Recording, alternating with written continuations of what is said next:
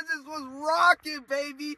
From the prelims to the main card to my parlay, guys. We hit beautifully on our parlay. Besides Matt Schnell killing one of our tickets, we hit beautifully. And I can't complain. Guys, you know, you don't know, but I'm going to tell you. These last couple of UFC fights, when I haven't been hitting my parlays, I haven't been dropping videos for a reason. Because I get angry when I lose my bets, guys. I truly get angry in the heart, and I can't record. But this time around, we won, and I'm here talking to you guys. And I'm excited, baby. We got some money in our pockets. But all in all, enough of me talking about that money, cha-ching. Let's talk about the main event, because he brought the money home. The last race of the relay race, took the baton and ran it mother effing home, and that's Garry. He took Carlos Prates behind the woodshed and tapped that mother effing ass. Shout out to Garry for that. But let's go ahead and talk about the fight for what the fight is. Now, Garry, he looked beautiful, man. No Diddy when I say that, but his fighting looked beautiful. He went ahead and displayed the grappling game, the clinch, went ahead and wrestled. He went ahead, the offensive wrestling. He went ahead and showed the leg kicks to the body, head kicks, jabs, the 1-2s, the hooks. He did it all. Submission attempts, defending himself when he was in positions where he was vulnerable. He did it all, and he showcased his full displayed game against 13th ranked Carlos Prates. And I got nothing to do but applaud him for that, because he did all of that on short notice. But if we're looking at for what the fight is and for what Garry is, I didn't think he did enough. I'm going to be honest with you guys. Even though he dominated Carlos Prates, I felt like his goal was to go ahead and knock him out. Nothing more, nothing less. The bare minimum, he had to have at least submitted Carlos Prates. That was the bare minimum milestone that he had to go ahead and get into this fight. Because if we're looking at it for what it is, he said that he was going to show Carlos Prates that he is head and shoulders better than Carlos Prates, which he showed. But he had to have shown that I'm going to beat you at your own game and show you that I'm more dominant than you, and I'm going to show everybody in the welterweight division that I'm coming for your heads. That was a statement that Garry was supposed to display. If we're going into the octagon against a scary dude that has 10 knockouts and on a 10 knockout streak, and he is going crazy, the hype is strong for him, the fighting nerves, the quote-unquote aura that he brings into the octagon, all of that is going on for this dude, Carlos Prates.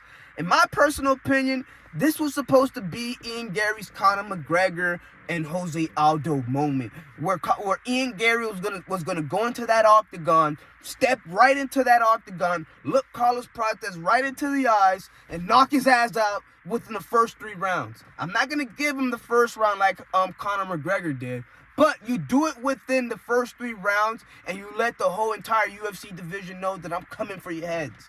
But if we're looking at for what the fight is, we all know Garry dominated, going into the exchanges, looking good. The only flaw that I can definitely say that was in his game was in round 5, him getting tired. He shouldn't have gotten tired. You're going against a cigarette smoker. There's no reason that you should be getting tired.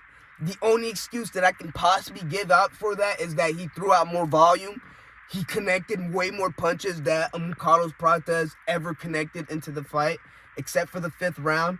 So it was one of those spots where I can't be mad at Garry for getting gassed, but you shouldn't have gotten gassed in that moment, and you shouldn't have gotten hurt in that moment.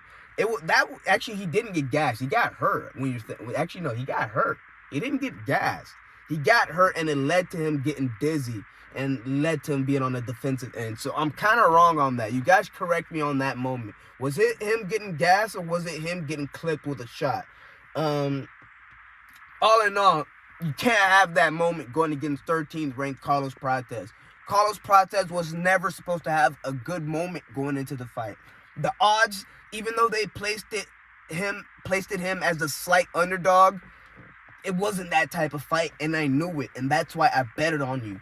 When you're having a guy that's done it before, when you have a guy that faced Shavkat Rakhmonov, If you got a dude that can go ahead and get into an octagon with a dude like that and last 5 rounds with Shavkat, can last 5 rounds with anybody. The whole question was, can Carlos Prates go ahead and throw some rights? And he didn't really throw much rights, and when he did, it didn't look pretty at all. Guys, if you didn't watch the pre-fight, like the little thing they show when the guys are hitting the mitts and shit, showing their little ones and twos on the mitts before they get into the octagon. I seen Carlos Prates, and it looked hideous. Absolutely hideous compared to Ian Garry, which was sharp on the mitts. I was like, woo! And that just led my case in the final verdict that this dude, Ian Garry, was going to go ahead and put in some work. I know that doesn't mean much, but it just felt like that was the final verdict for me. But all in all, if we're looking at for what the fight is, and we're comparing Ian Garry to these other dudes in the top 5, because we got dudes like Shavkat that you can rematch again.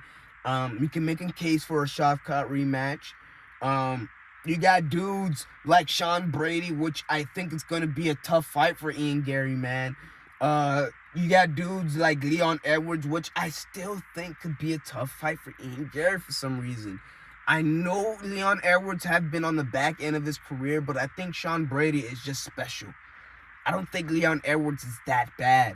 So I think Leon Edwards, dudes like that, still makes Ian Garry have a hard time in the octagon. So if I had to go ahead and give one criticism to Ian Garry, because I did say that him getting clipped was one, but if I had to throw another one, he just has to go ahead and finish the fights more often. You need to be on one of those fighting streaks to go ahead and have the fans really rally behind you. You can't be going into decisions. That's not the thing to do. I don't want to make that the narrative about you, but I want you to succeed and be better, and I know you can. So I'm just at a spot where I just want to see more from Ian Garry. Shout out to Ian Garry for bringing the bread home, though. I'm going to be rocking with Ian Garry. I'm an Ian Garry fan now.